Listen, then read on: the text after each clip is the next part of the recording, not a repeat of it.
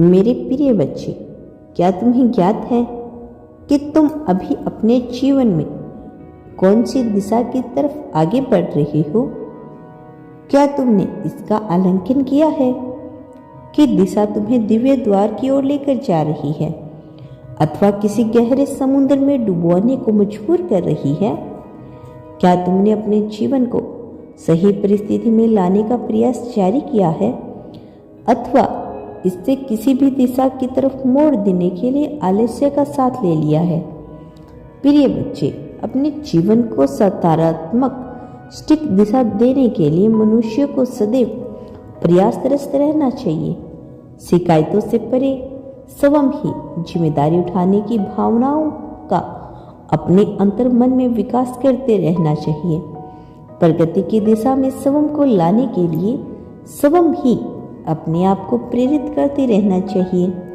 यह जीत के लिए बढ़ाया गया तुम्हारा कदम तुम्हें कितनी तरक्की दिला सकता है, तुम इसकी कल्पना भी नहीं कर सकते।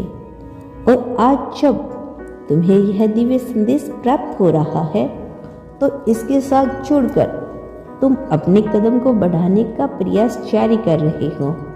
और यही कारण है कि तुम्हें हर हाल में इस दिव्य संदेश को निरंतर अंत तक सुनते रहना है।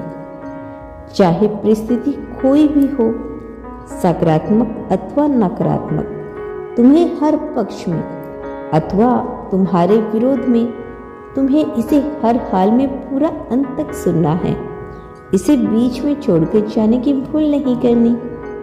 अपने आप को कमजोर मानने वाला इंसान प्रगति की यदि कल्पना करता है तो क्या वह उसे पाने के लिए सक्षम है? तुम्हें क्या लगता है, क्या तुम प्रगति को यूं ही सब कुछ प्रदान कर देनी चाहिए? क्या इसका मूल्य नहीं होना चाहिए?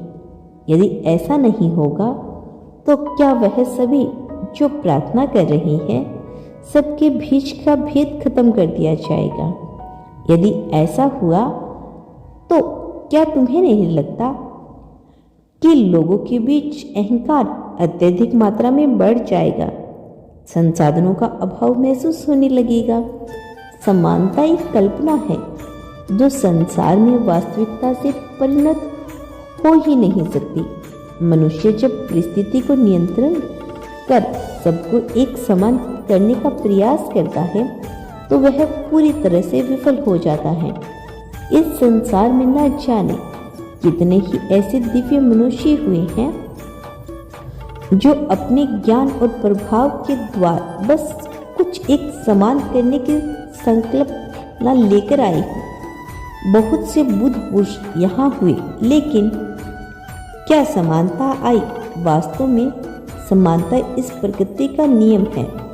यही समानता मनुष्य की कल्पना मात्र है। यह प्रकृति संतुलन के नियम पर कार्य करता है, समानता के नियम पर नहीं। यदि ऐसा होगा तो न जाने कितने ही जीव भूखे रह जाएंगे। फिर एक सी की जितनी क्षमता है उससे उसकी क्षमता के बजाय समानता के आधार पर चीज मिलने लगेगी तो एक हिरण को भी वही सब कुछ हासिल होगा, एक खरगोश को भी वह सब कुछ हासिल होगा। इसी प्रकार कीट पतंगों को भी वही सब कुछ हासिल होगा। लेकिन ऐसा नहीं होता क्योंकि प्रकृति संतुलन परिस्थितियों को समझती है और उसी के अनुसार कार्य करती है।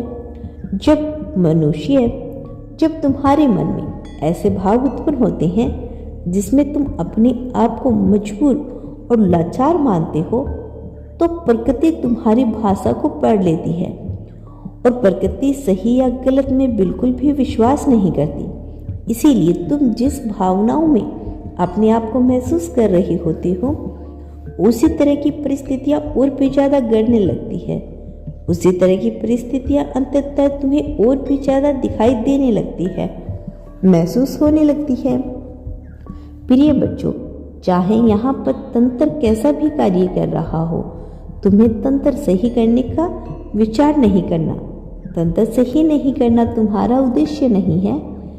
तुम्हारा उद्देश्य यह होना चाहिए कि तुम इस तंत्र में अपने आप को व्यवस्थित कैसे कर सकते हो, चाहे किसी भी प्रकार की व्यवस्था समाज ने बना ली हो, तुम्हें प्रकृति के नियमों के तहत होकर अपने आप को उसके साथ सामंजस्य बिठाकर श्रेष्ठता की सूची में लाना होगा, ताकि तुम्हें कभी व्यवस्था का सामना न करना पड़े, ताकि तुम्हें किसी के सामने हाथ न फैलाना पड़े।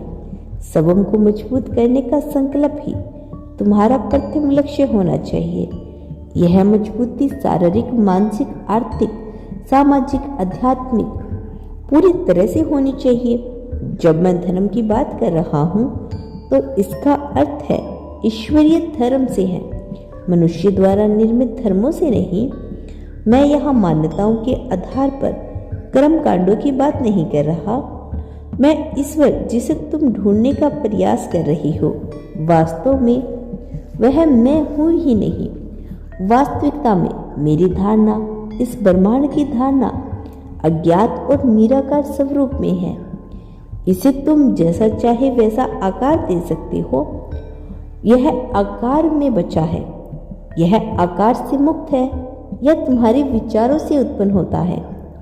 प्रिय बच्चों, इस संसार में ऐसा कुछ भी मौजूद नहीं जो नियति द्वारा निर्मित ना हो। ऐसा कुछ भी नहीं जो अनजाने या जाने में हो, लेकिन मनुष्य जानने से ज्यादा मानने पर विश्वास कर लेता है। वह धारणाओं के जाल में फंस जाता है और फिर से सही गलत के पैमाने में स्वयं को तोलने लगता है, और यह तुलना है। इस प्रकार के पैमाने इसे पीछे धकेलने का कार्य करते हैं। मैं चाहता हूँ तुम अपने जीव को समझो। तुम वह समझो जो सत्य है, वह नहीं जो तुम्हारा सत्य है।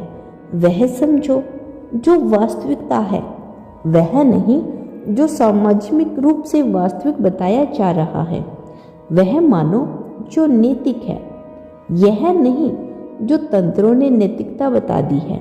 क्योंकि किसी कालखंड में जो बातें तुम्हें नैतिक प्रतीत हो रही है, किसी अन्य समय काल में पूरी तरह से वही बातें अनैतिक लग सकती है।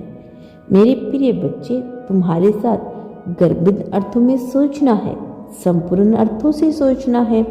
अपनी सोच को विस्तारित करो, तुम्हारी समस्या का हल निश्चित तौर पर होगा। तुम अपनी समस्याओं के लिए ना घबराओ, इसका हल तुम्हें मिल जाएगा।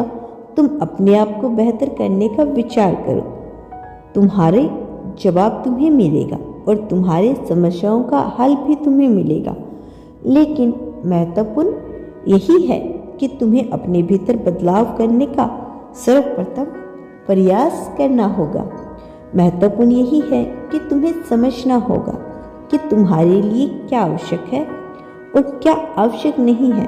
तुम्हें समझना होगा वह क्या है जो तुम्हें लाभ देगा और वह क्या है जो तुम्हें लाभ नहीं दे सकता। फिर वह किसी के द्वारा बताया गया सत्य हो अथवा ना हो, किसी ने उसे सही माना हो अथवा न माना हो, जो चीज़ें तुम्हारे लिए लाभप्रद नहीं, जो चीज़ें तुम्हारे लिए हितकारी नहीं, जो अंत तुम्हें नुकसान दे रही है, यह तुम्हारे लिए धार्मिक भी नहीं हो सकती। स्त्री का धर्म अलग है, मनुष्य का धर्म अलग है, तुम्हारा धर्म अलग है, किसी और जीव का धर्म अलग है, किसी और मनुष्य का धर्म अलग है, तुम्हारे साथी का धर्म अलग है, तुम्हारे रिश्तेदारों का धर्म अलग है। तुम्हें अपने धर्म का पालन करना होगा। तुम्हें वह समझना है जो तुम्हारे लिए आवश्यक है।